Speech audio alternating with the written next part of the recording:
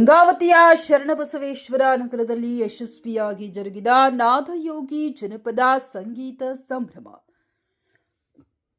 December 25ರಂದು Shri ನಾದಯೋಗಿ ಸಂಗೀತ ಹಾಗೂ ಸಾಂಸ್ಕೃತಿಕ ಸಂಸ್ಥೆ ಗಂಗಾವತಿ ಇವರಿಂದ ನಗರದ ಶರಣಬಸವೇಶ್ವರ ನಗರದ ಸರ್ಕಾರಿ ಶಾಲೆಯ ಆವರಣದಲ್ಲಿ ನಾದಯೋಗಿ ಜನಪದ ಸಂಗೀತ ಸಂಭ್ರಮ ಕಾರ್ಯಕ್ರಮ ನಡೆಯಿತು. ಈ ಕಾರ್ಯಕ್ರಮದ ಉದ್ಘಾಟನೆಯನ್ನು ಕೊಪ್ಪಳ ಜಿಲ್ಲೆಯ ಜನಪದ ಅಕಾಡೆಮಿಯ ಸದಸ್ಯರಾದ ಚಂದ್ರಶೇಖರ್ ಲಿಂಗದಳ್ಳಿಯವರು ಹಾರ್ಮೋನಿಯಂ ನುಡಿಸುವ ಮೂಲಕ ಉದ್ಘಾಟಿಸಿ, ಈಗಿನ ಕಾಲದಲ್ಲಿ ಸಂಗೀತ ನಶಿಸಿ ಹೋಗುತ್ತಿದೆ, ಮೂಲ ಜಾನಪದಗಳು ಮರೆಯಾಗುತ್ತಿವೆ, ಪ್ರತಿಯೊಬ್ಬರ ಮನೆಯಲ್ಲಿ ಒಬ್ಬ ಕಲಾವಿದ ಹುಟ್ಟಬೇಕು, ಶಾಸ್ತ್ರಬದ್ಧವಾಗಿ ಆಡುವುದನ್ನ ಕಲಿಯಬೇಕು. ಇದಕ್ಕಾಗಿ ಗಂಗಾವತಿಯಲ್ಲಿ ಶ್ರೀಮತಿ ಸಂಗೀತಾ ಶರಣಪ್ಪರವರು ಸಂಗೀತ ಶಾಲೆ ಪ್ರಾರಂಭಿಸಿ ತಮ್ಮ ಶಾಲೆಯಲ್ಲಿ ಮಕ್ಕಳಿಗೆ ಸಂಗೀತ ಹೇಳಿಕೊಡಲಿದ್ದಾರೆ. ಇದಕ್ಕಾಗಿ ಎಲ್ಲ ಪಾಲಕರು ಮಕ್ಕಳಲ್ಲಿ ಸಂಗೀತ ಆಸಕ್ತಿ ಬೆಳೆಸುವ ಮೂಲಕ ಸಂಗೀತವನ್ನ ಉಳಿಸುವಂತೆ ತಿಳಿಸಿದರು. ಅಧ್ಯಕ್ಷತೆಯನ್ನ ಮಾಜಿ ನಗರಸಭೆ ಸದಸ್ಯರಾದ ಶ್ರೀಮತಿ ಪಾರ್ವತಮ್ಮ ದುರ್ಗೇಶ್ ದೊಡ್ಡಮನಿ ವಹಿಸಿ ಮಾತನಾಡಿ, ನಿಜವಾದ ಸಂಗೀತ ಕಲಾವಿದರಿಗೆ ಬೆಲೆ ಇಲ್ಲದಂತಾಗಿದೆ. ಮೊದಲಿನ ಸಂಗೀತಕ್ಕೂ ಈಗಿನ ಸಂಗೀತಕ್ಕೂ